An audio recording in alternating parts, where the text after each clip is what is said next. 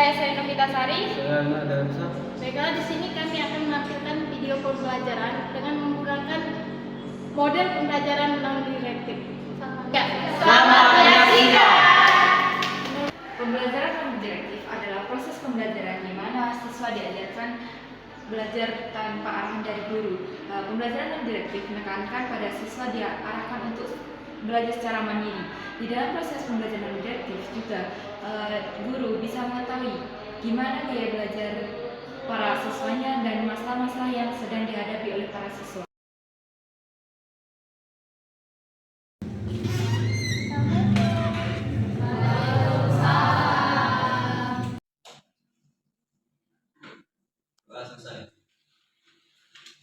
Oke, selanjutnya kita menyanyikan lagu dulu ya. Siapa nih yang hari ini dapat jadwal memimpin lagunya? Saya dulu. Silakan pada Wahyu.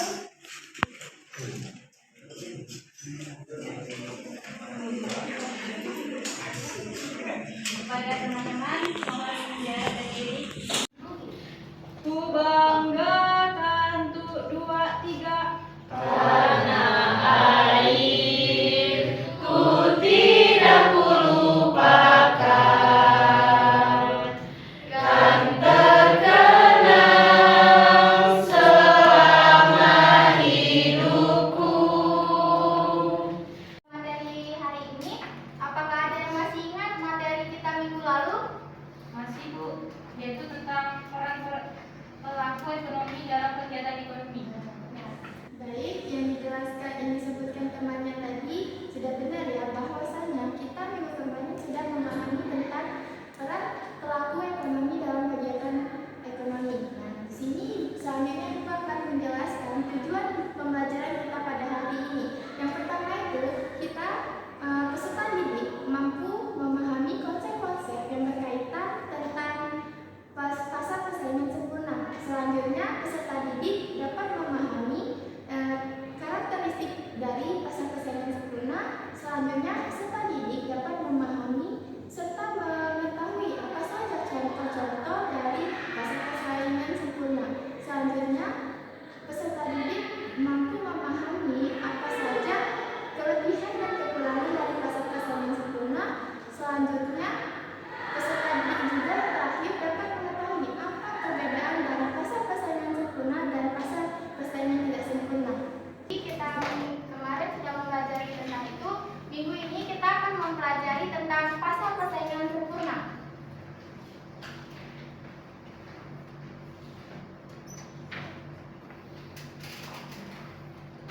Di sini pasar persaingan sempurna itu adalah pasar yang di dalamnya meliputi penjual dan pembeli dengan jumlah yang banyak. Jadi di dalam pasar persaingan sempurna ini jumlah pembeli dan penjualnya itu sama banyak. Sehingga di dalam pasar ini penjual sering ditemukan di dunia nyata maupun di kehidupan sehari-hari. Yang kedua itu jumlah pelaku ekonominya lebih banyak. Karena yang seperti pengertiannya tadi kan, di pasar persaingan sempurna itu jumlah pembeli dan jumlah penjualnya itu sama banyak. Kalau kekurangan dari pasar persaingan sempurna, siapa yang ingin? Nah, kepada Nia. Baik, dari kekurangan pasar persaingan sempurna itu yang pertama, pada pasar persaingan sempurna itu tidak ada dana untuk melakukan riset atau pengembangan produk sehingga minimnya inovasi. Yang kedua, pembeli mengalami keterbatasan dalam membeli barang atau jasa karena produk yang dijual sama dan kualitasnya pun sama. Yang ketiga, para pekerja cenderung menerima upah atau Mendapat gambar dari apa kan kita tadi sudah mempelajari nih pasar persaingan sempurna dari pengertian, ciri-ciri, kelebihan, kekurangan. Jadi di sini Ibu ada game mendapat gambar.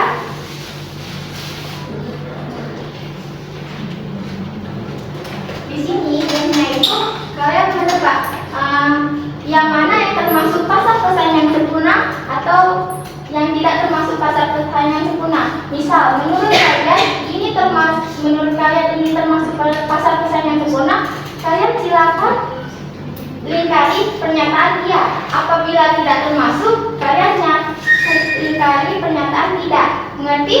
Ngerti, Bu. Balikkan dulu ya.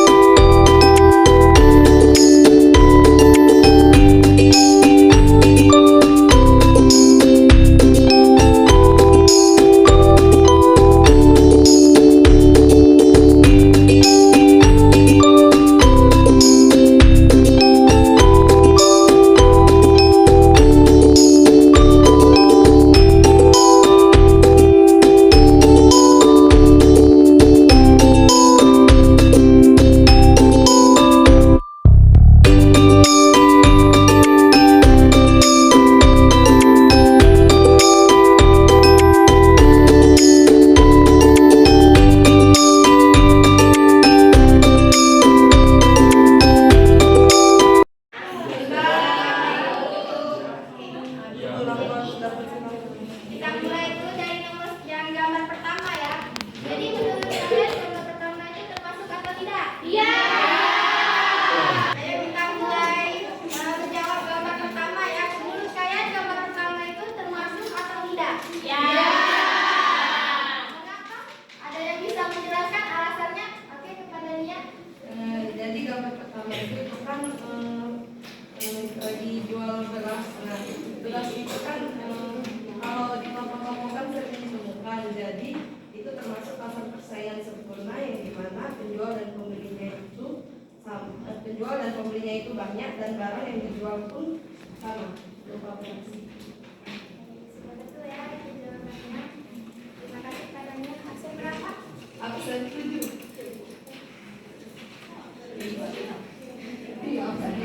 Reza nomor absen 7. Selanjutnya gambar keempat termasuk pasar persaingan sempurna atau tidak? Iya. Kita sudah selesai ya. Jadi kalian sudah menjawab tadi, berarti kalian sudah memahami karakteristik dari pasar persaingan sempurna itu apa, contohnya apa. Jadi ibu mau kasih kalian tugas proyek secara individu, di mana tugasnya itu kalian mencari contoh-contoh dari permasalahan atau fakta-fakta yang baiklah. Itu saja materi kita hari ini. Jadi di sini kalian ada yang bisa menyimpulkan pembelajaran kita pada hari ini? Saya Bu. Adalah pasar yang di dalamnya meliputi penjual dan pembeli dengan jumlah banyak. Pasar persaingan sempurna juga disebut sebagai model pasar yang paling klasik dan paling sering digunakan dalam analisis ilmu ekonomi. Karena pasar ini telah dianggap sebagai teori dan secara luas telah digunakan untuk meramaikan keadaan ekonomi. Adapun perbedaannya yaitu pada pasar persaingan sempurna itu cenderung sulit ditemukan di dunia nyata, jumlah pelaku ekonominya lebih banyak dan produk yang dijual sifatnya sama atau homogen. Sedangkan pasar persaingan tidak sempurna itu masih sering ditemukan, terus jumlah pelaku ekonominya lebih sedikit. Yang terakhir itu produk yang dijualkan sifatnya berbeda-beda atau heterogen.